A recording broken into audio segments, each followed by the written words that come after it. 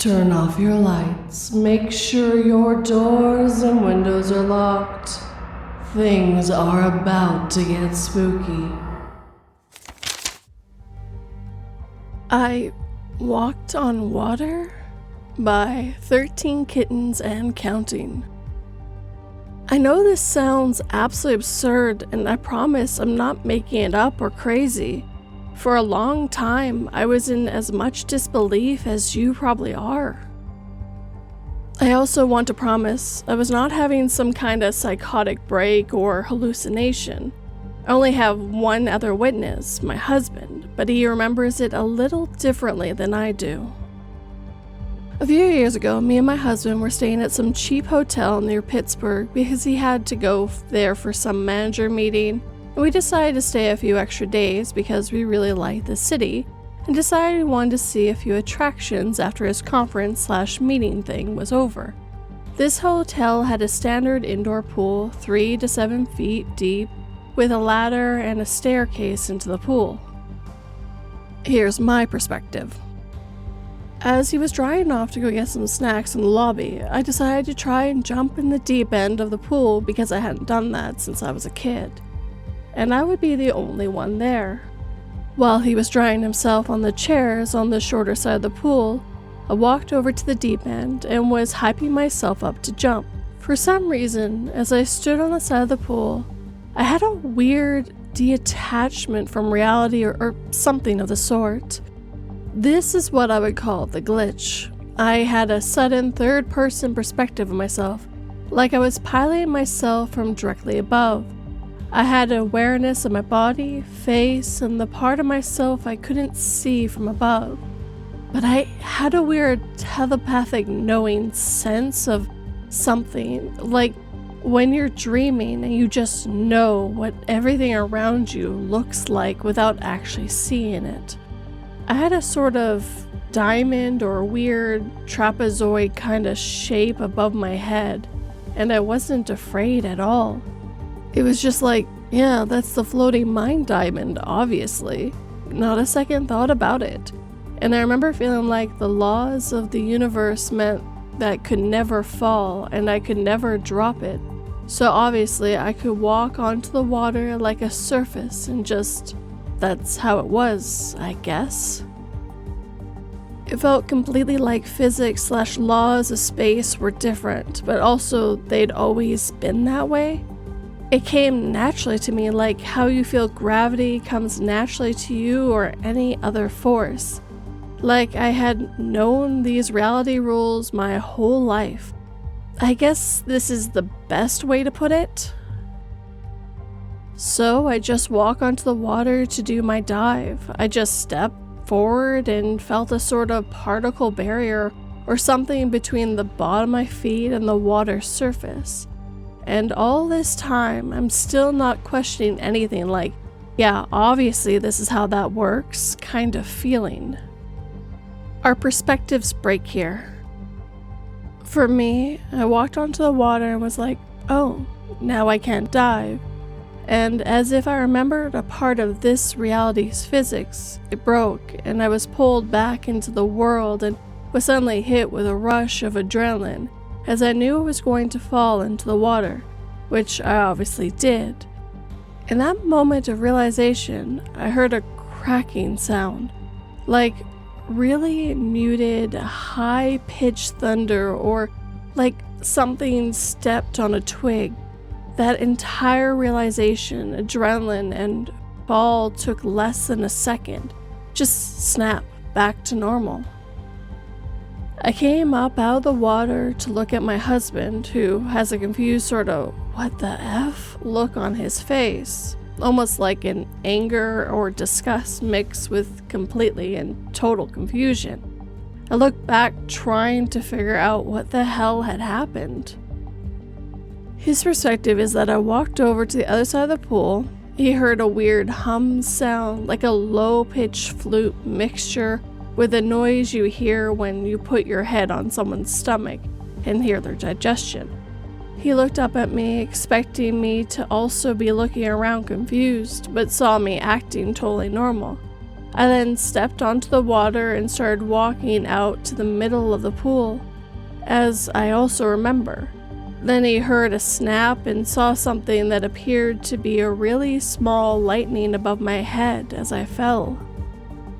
We remember everything the same, except he remembers the weird humming I have no recollection of, and the lightning I didn't see above my head, but we both remember the sound. Anyway, we told this story to my mom, who's very much the woo-woo witch type, and she said I snapped into somewhere else, but my body here was doing the same thing it was there, because I had actually made myself split into two places at once. I don't believe that entirely, because that's not what it felt like.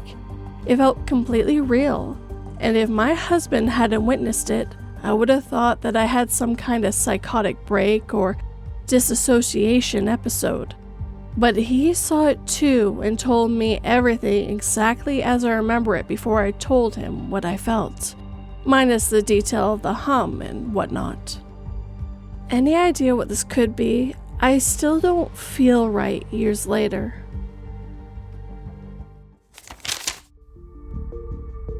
Honey, we're out of dish soap, I called cheerfully as I scrubbed at the particularly tough stain.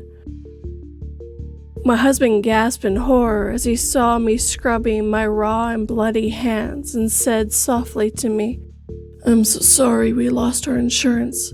We'll get your medication somehow." A completely new area of town spawned just for us to get lost in at midnight, and we haven't found it since. By Tud 13 Barry Allen. One night back in high school, I was out with friends, a completely normal night. The friend who was driving us drove all the time. He knew his way around town perfectly, and so did the rest of us, because collectively we moved to different areas of the town or changed schools throughout our lives. We went places almost every day at some point. That night, at almost midnight, we cruised around the basic neighborhoods, burning time until we had to be home. Suddenly, we were lost. Not just a turn on the wrong street into a path, or a cut into some random alleyway, but lost. We found ourselves on this suburban street that we had no idea existed before. We recognized none of the houses or street signs or anything, which already didn't even make sense because we knew how to get everywhere and what the entire town looked like. We got to the end of the block thinking maybe we recognized something, turned the corner and be on our way. But from then on, it was this completely random neighborhood. The street we stuck to was kind of a slope, so we were just driving down this little slope. There were no street lights. There were very dim lamps on one of the curbs, and a few houses had decorative porch lights / floodlights. But they were of no help.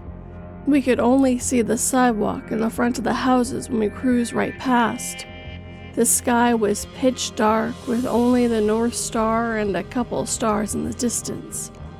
The block around the street didn't look familiar at all. The streets included street names were completely random, either streets we never heard of or streets with extremely generic names. The area didn't even fit the vibe of the town. It was almost liminal, like it was the design of a non-specific neighboring town, but with the same air as our town. We were joking about being lost, but really we were laughing from being genuinely scared and screwed not knowing how we were going to get home. You could have told us that we left town by accident, and I would have believed it. Even though it's extremely obvious when you leave town because it requires taking the highway, a very specific long road leading to towns that are 30 to 60 minutes away, or going on one of the bridges that have multiple signs. Multiple times after this happened, two of the friends and I, or I alone, went around town in the daylight and nighttime, taking various turns and streets trying to cover where we had gotten absolutely lost. I've tried again as an adult, have never found it. Have never found any of the streets or street lamps or even the same slope. Did we somehow leave the town on a little path and we somehow didn't know?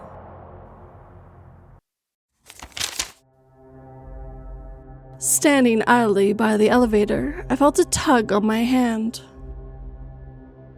I looked to see where the leash was pulling, only to spot it disappeared behind the now closed elevator doors.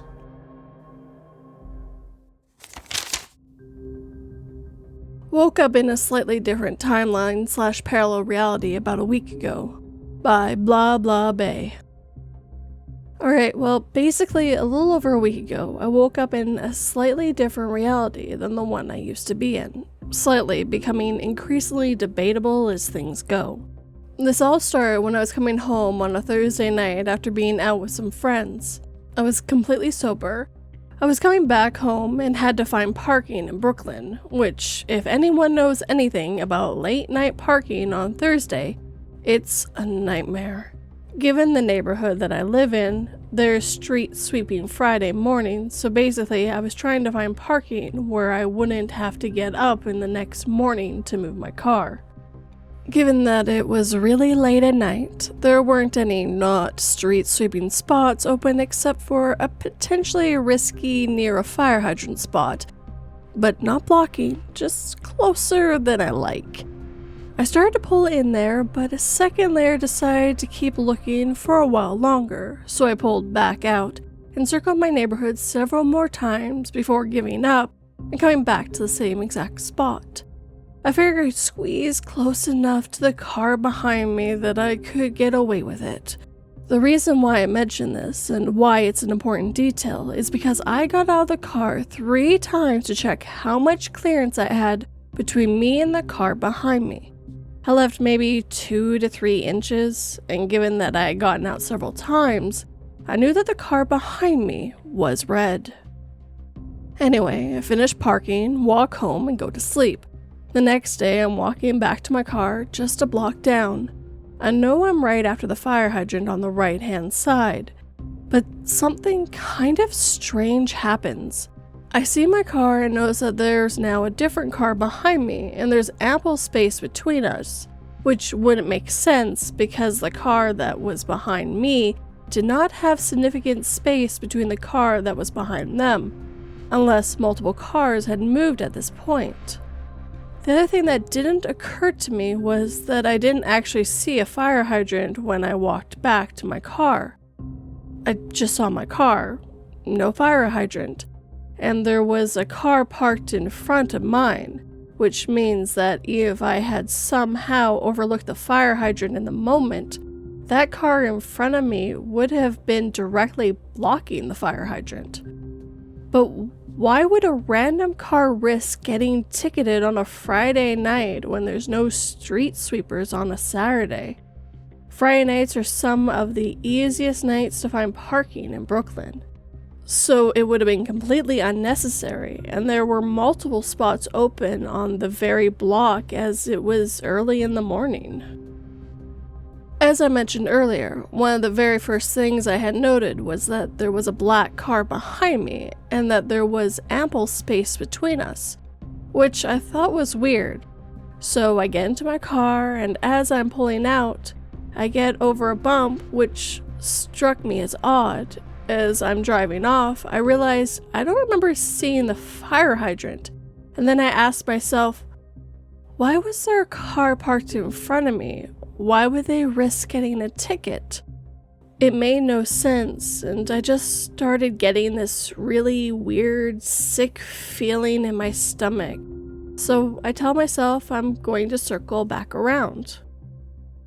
It took me maybe 2-3 minutes tops to make my way back, and as I approached the spot where I parked the night before, my heart just sinks to the floor. I see the red car that I had parked in front of still there at the fire hydrant, and the car that was in front of me when I pulled up, not there. But it was at the spot where I had pulled out from a minute earlier, as was the black car I had noted that was behind me. Both were several cars ahead and after the fire hydrant. I just start running through the natural denial process, even though I'm someone that is very familiar with the literature, this community, and people's experiences with this, as well as Cynthia Larson's work. So anyway, I tell myself, okay, is it possible that in the 2 to 3 minutes that the black car behind me moved and the red car that I was parked in front of last night somehow came back during that time and parked in the same spot as the night before? And then the car that was in front of me that was blocking the fire hydrant also left? Which, no, that's bonkers. Of course that's not what's happened. But because I'm still in a panic denial mode, I'm running alternate explanations. Then I remember that I'd gone over a bump when I pulled out of my spot, so I decided to test that again because denial. So I started by going back into the spot I parked in the night before, got as close as the red car as I could, and then pulled out just like I did earlier. No bump. Then I went to run the same test in the spot I had pulled out of, but did not park in the night before. But I parallel park back in, and as I pulled out, my car goes over the same bump just like it had a few minutes prior. At this point, I basically didn't know how to react and spent the next 10 to 15 minutes crying because I know where I left my car, and it wasn't 5 cars ahead, and there's no way that someone moved it, nor was it broken into. I was also crying because I realized what happened. I don't know what happened overnight, but I know this has happened to other people where they have woken up and they find themselves in a different reality, or they get into a car accident / near car accident, or take an exit and end up somewhere else. I've accepted it more or less because what else can you do? And no, I'm not making this up. I didn't need the attention, lol. I just woke up in a parallel reality a week and a half ago, and well, this seems like the kind of place you tell that to. So greetings, wherever the fuck I came from.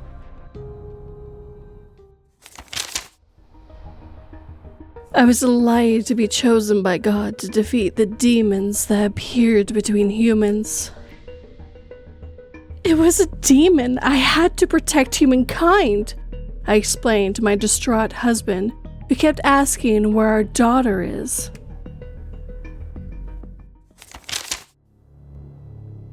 Old Key Despawned and New Key Spawned by Shoulder Brilliant 786. This one happened to me about a month ago and has been bothering me since, which led me here to read other similar situations. It's not quite as dramatic as some of the stories, so hopefully it isn't boring. Anyway, I was holding my house key in my hand after getting home. I had just unlocked the door and started walking into the main room. I hadn't stopped anywhere or put anything down yet. The key was on a keychain that had a tag on it from our local public library, and remember holding it in my hand. But when I went to put it down by my computer desk, the key and keychain were gone. The distance between the door where I came in and the desk is only about 15 feet, so it couldn't have gone far. I was near the middle of the room, which is pretty open and has hardwood floors. If I had dropped it, it almost certainly would have made a sound. But I assumed I had dropped it and, just by some freak coincidence, landed in such a way that it didn't make a sound. There was nothing around me. I searched the floor everywhere just in case I accidentally kicked it. I took off my clothes and shook them out, and nothing. There was also no floor vents, bottom floor apartment. I figured it couldn't have gotten far and would eventually turn up. About an hour later, I decided to look again. I don't know why, but I felt compelled to look on the windowsill close by, and there was a key sitting there right on the windowsill. It was clearly a different key as it had no keychain attached and was a different brand. was a little heavier and slightly different colored. My original key was shiny metallic, this one was dull. I tried it out on the door, and sure enough, it worked. The weird thing is that we use the windowsill for stuff all the time. We have photos on it, my kid puts her artwork there, at Christmas we put decorations there, and neither me nor my wife ever remember seeing a key there before. We have been here for 6 years and never once did we ever notice a key just sitting there in obvious plain sight. Nor do we ever think we had more than 2 keys, one for her and one for me. I think it's just bizarre that within a couple of hours of unexplainably losing one key, a different turns up close by where the other was lost.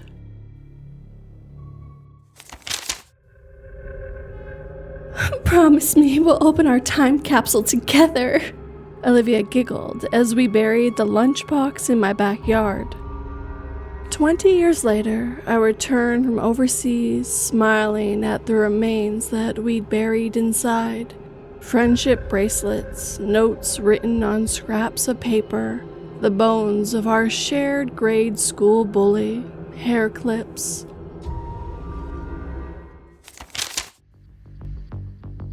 The Teleporting McDonald's by Simbra. Once, about 7 years ago, my wife and I were driving on the highway. We needed gas and were hungry, so we took the next exit and turned left towards a little cluster of businesses next to the exit. We passed McDonald's on our right and kept driving towards the gas station. However, after we passed a few businesses that were next to the highway and took a slight curve, we found ourselves driving on a straight rural road for what felt like at least 6 to 7 minutes.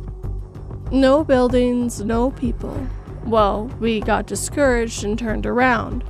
When we started back towards the highway, it felt like only 30 seconds drive before we were back at the curve. I'm aware of perception alteration that can happen with familiar trips. This was different. The drive back took literally 1/8 the time it did before.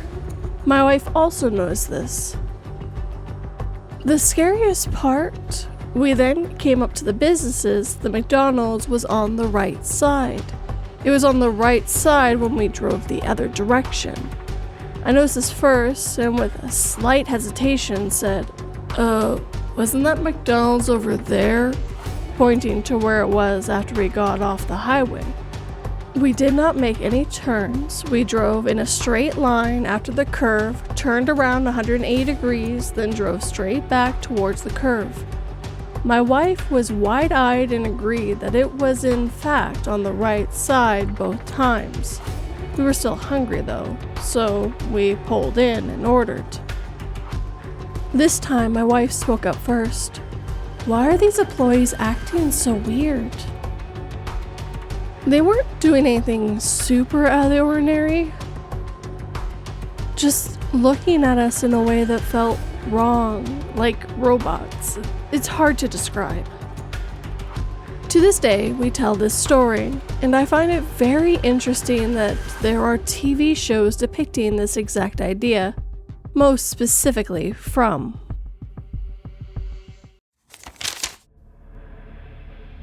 It's so nice to get a nice, tight hug from my beloved pet. I knew that snakes could love their owners, though since he tightens a little every time I exhale, it's getting kinda hard to breathe.